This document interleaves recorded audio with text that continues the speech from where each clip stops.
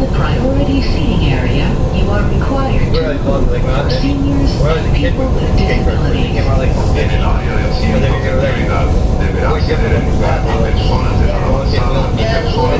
It wasn't culture, I mean, it was just like a kid's toy. You know, it wasn't until like the 70s that, you know, it became all like skateboard culture started, all that stuff. And the skateboards started looking cooler though. I mean, they had their, you know, but originally it was like roller skate wheels. Kings Hill, Southwest Salmon. Doors to my left.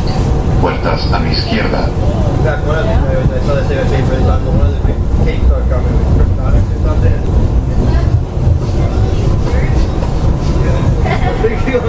Oh no, there he is. Okay, cool.